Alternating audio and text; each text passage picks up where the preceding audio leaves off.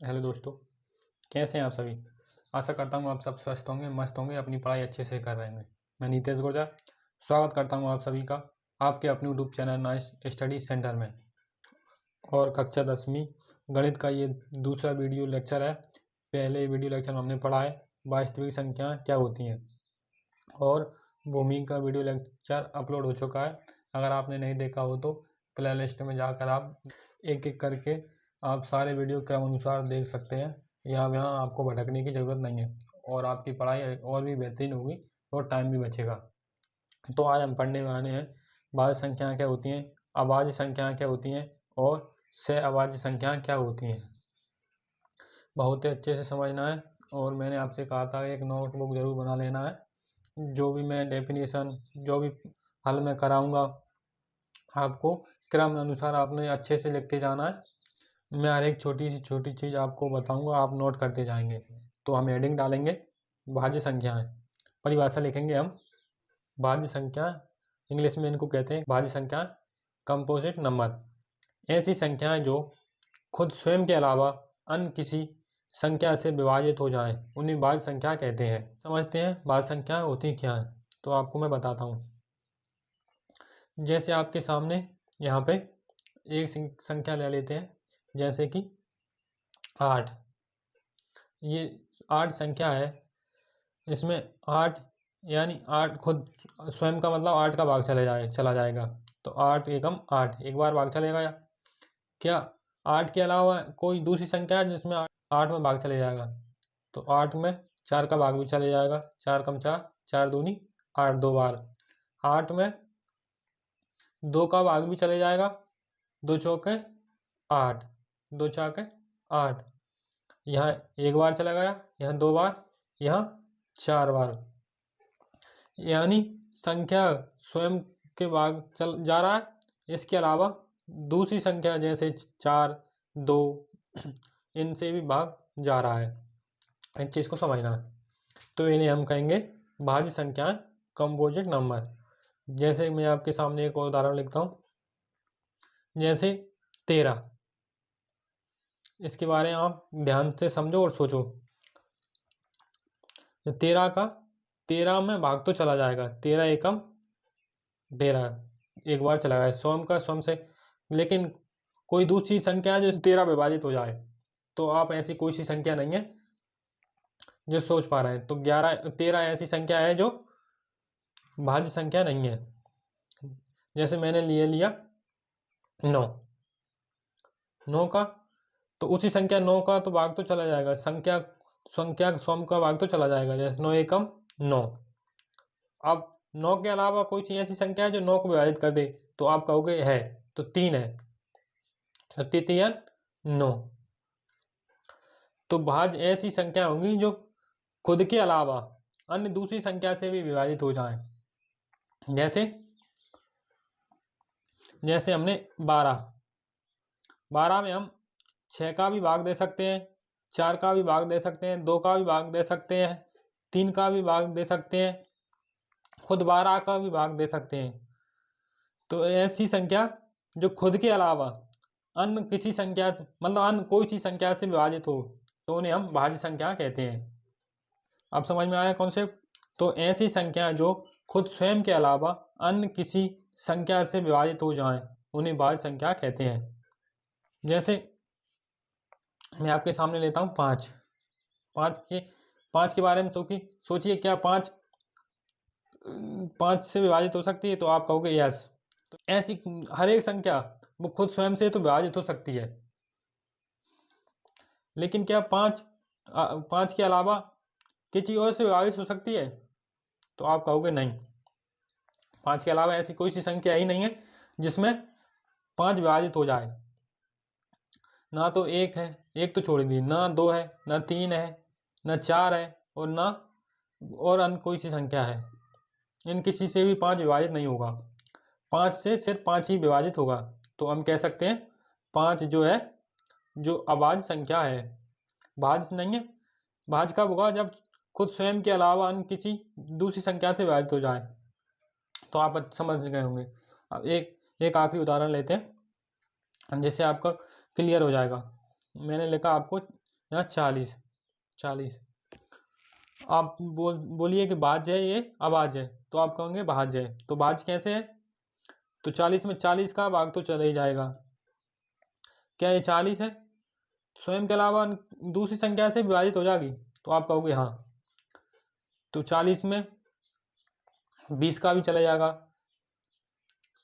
20 10 से भी चला जाएगा। आप कहोगे इसमें 5 का भी चले जाएगा, 40 का 8 का भी चला जाएगा।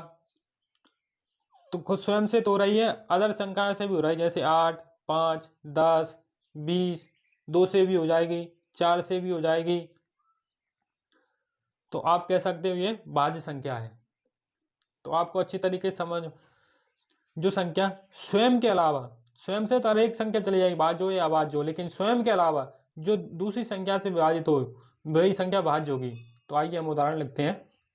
उदाहरण जैसे शुरुआत करते हैं, जैसे कि हमने किस किस का एग्जाम्पल लिया, जैसे 20 में चला जाएगा, और 40 ले लेते हैं, 4 में 4 का भी जाता है, 2 का भी जाता है, ये भाज्य हो जाएगी।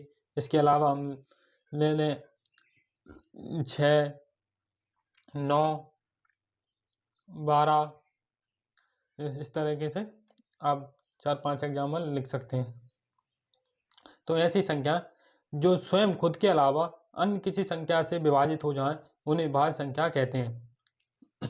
दूसरी संख्या से विभाजित हो जाए तो उन्हें हम भाज्य संख्या कहते हैं। कभी कभी परिभाषा पूछ लेता है, तो ऐसे पूछ लेता है कौन सी भाज्य है, कौन सी अभाज्य है। इसके बाद हम अभाज्य संख्याओं के बारे में पढ़ेंगे। तो सबसे पहले हम हेडिंग डालेंगे अभाज्य संख्याएं। तो सबसे पहले हमने हेडिंग डाली अभाज्य संख्या। अभाज्य संख्या इंग्लिश में कहते हैं प्राइम नंबर, याद रखना, प्राइम नंबर। तो इसका उल्टा हो जाएगा, ऐसी संख्या जो खुद के अलावा अन्य किसी संख्या से विभाजित नहीं हो तो उन्हें अभाज्य संख्या कहते हैं। तो हम परिभाषा लिखेंगे, तो इसका उल्टा हो जाएगा, जैसे भाज्य संख्या का उल्टा अभाज्य संख्या, तो इसकी उल्टा हो जाएगा। तो ऐसी संख्या जो खुद के अलावा किसी अन्य दूसरी संख्या से विभाजित नहीं हो सकती उन्हें अभाज्य संख्या कहते हैं। तो इसके उदाहरण लिखेंगे हम पहले। तो सबसे छोटी अभाज्य संख्या है तो वो 2 है।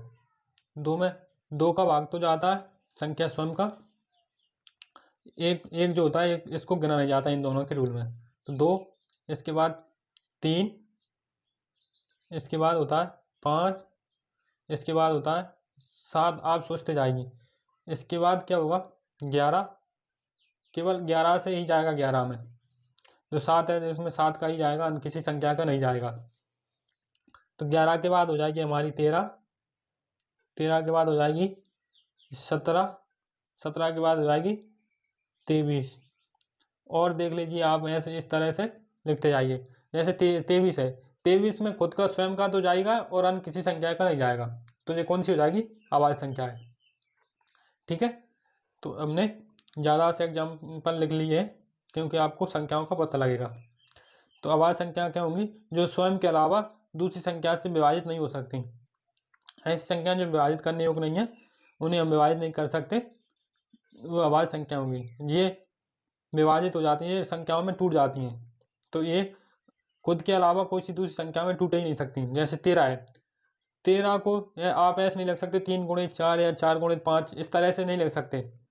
जैसे इसको लिख सकते हैं 2 गुणित 10 या 2 गुणित 5, इस तरह इनको नहीं लिख सकते, तो इनको नहीं तोड़ सकते। जिनकी गुणनखंड निकल सकते हैं उन्हें भाज्य संख्या कंपोजिट नंबर कहते हैं, जिनके गुणनखंड नहीं निकल सकते उन्हें अभाज्य संख्या प्राइम नंबर कहते हैं। ठीक है, क्लियर हुआ। हमने पढ़ लिया है भाज्य और अभाज्य। अब हम पढ़ेंगे 6 अभाज्य संख्याएं। तो हेडिंग डालेंगे हम 6 अभाज्य संख्याएं। हमने हेडिंग डाली 6 अभाज्य संख्याएं, इंग्लिश में इनको कहते हैं को प्राइम नंबर। 6 अभाज्य संख्या क्या होती हैं, 6 अभाज्य संख्या हमेशा जोड़े में होती हैं। जैसे हमने कोष्टक में डबल होती है, जो एकल होती है 2 है, जो एक ही सिंगल है वो हमेशा डबल होती है, मतलब 2 होती हैं। जैसे हमने उदाहरण लिखा 15 और 16, ये 6 अभाज्य संख्याएं हैं। कैसे हम समझते हैं, अगर हम 15 के गुणनखंड लिखें तो क्या होगा, तो 15 के गुणनखंड लिखिए तो आप कहोगे 3 गुणित 5, 5 दिया 15, गुणनखंड निकालेंगे तो 5 में 3 का गुणन करने से क्या आएगा 15। अब हम 16 के निकालें तो 16 के गुणन निकालेंगे तो 2 4, 2 दूनी 4, 4 दूनी 8, 8 दूनी 16। अब इन दोनों के गुणनखंड में आप अच्छे से देखें तो कोई भी चीज़ कॉमन नहीं है, मतलब इनमें कोई भी कॉमन नहीं है। यहाँ 3 और 5 है तो यहाँ 2 है, तो इन दोनों में ऐसा कोई सा गुणनखंड नहीं है जो दोनों में कॉमन हो। तो अगर यहाँ पे 3 है तो यहाँ पे 3 नहीं है, अगर यहाँ पे 5 है तो यहाँ पे 5 नहीं है, अगर यहाँ 2 है तो यहाँ 2 नहीं है। अगर हम 2 को 1 2 3 4 तो 2 को हम 4 की घात लिख सकते हैं, तो यहाँ पे 2 है तो यहाँ पे 2 नहीं है, यहाँ पे 3 है तो नीचे 3 नहीं है। मतलब 15 के गुणनखंड में जो आई है वो 16 के गुणनखंड में नहीं है, जो 16 के गुणनखंड में वो 15 के गुणनखंड में नहीं है। तो इसको समझने के लिए हम एक और सरल उदाहरण लिखेंगे। जैसे मैंने लिखा 4 और 20, तो आप तो ये सहवाज है और जो 15 और 16 सहवाज नहीं है। 4 के गुणनखंड क्या हो सकते हैं तो आप कहोगे 2 गुणित 2। अब 20 के गुणनखंड क्या हो गए 2 दूनी 4, 4 दूनी 2 दूनी 4, 4 पंजे 20। तो ये में कॉमन है, 2 गुणित 2 कॉमन है। जब कॉमन गुणनखंड हमें मिल जाते हैं तो ऐसी संख्या हमें मिल जाती हैं जो दोनों के गुणनखंड में हो, तो ऐसी दोनों संख्याओं को हम सहवाज संख्या कहते हैं। 15 के गुणनखंड में जो संख्या आ रही है वो 16 के गुणनखंड में नहीं आ रही, जो 16 गुणनखंड में है वो 15 गुणनखंड में नहीं है। यानी इन दोनों में ऐसी कोई सी संख्या कॉमन नहीं है जो दोनों में हो, तो ऐसी हम कह सकते हैं तो इन दोनों में कोई भी ह्यूमनिस्ट कॉमन नहीं है। तो इन दोनों में तो 2 गुणित 2 गुणित कॉमन है, तो हम कह सकते हैं ये सहवाज संख्या है। तो इनमें कोई भी कॉमन गुणनखंड नहीं होने में तो हम एक मान लेते हैं। तो हम यहाँ गुणाम लिख सकते हैं ए, और यहाँ भी हम लिख सकते हैं ए। कम से कम एक कॉमन हो सकता है, तो इसका एचसीएफ क्या आएगा, एचसीएफ क्या आएगा 1। एचसीएफ कितना आएगा इनका 1 आएगा। जो ऊपर के में और जो नीचे के में होगा उन्हें हम कहेंगे एचसीएफ। इसमें कौन सा होगा एचसीएफ, ये 2 होगा, इन दोनों में 2 होगा। तो एचसीएफ कितना होगा, जब इन दोनों में देखो जब भी कोई भी संख्या कॉमन है निकलती है तो उनमें हम एक मान लेते हैं, उनमें हम एक मान लेते हैं जिनका एचसीएफ 1 आ। तो ऐसी संख्या जिनका एचसीएफ 1 होता है तो हम परिभाषा लिखेंगे, हमने परिभाषा लिखी ऐसी संख्या जिनका एचसीएफ 1 होता है, या संख्याओं का ऐसा समूह जिनका एचसीएफ 1 होता है वे सहवाज संख्या कहलाती हैं।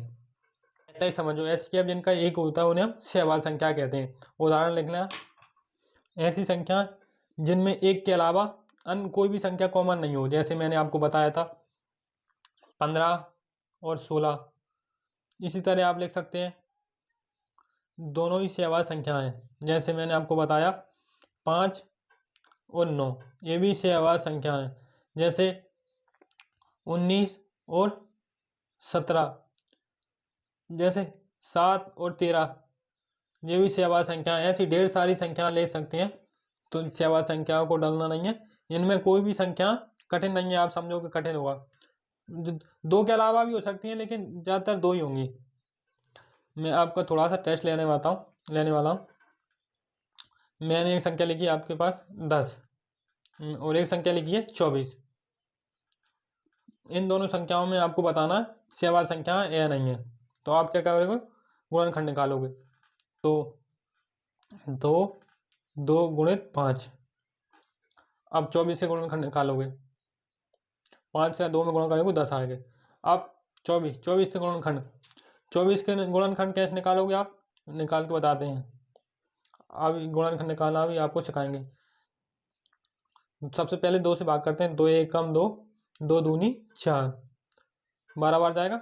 फिर 2 से करेंगे, 2 छंग 12, फिर 2 तिया 6, 3 एकम 3।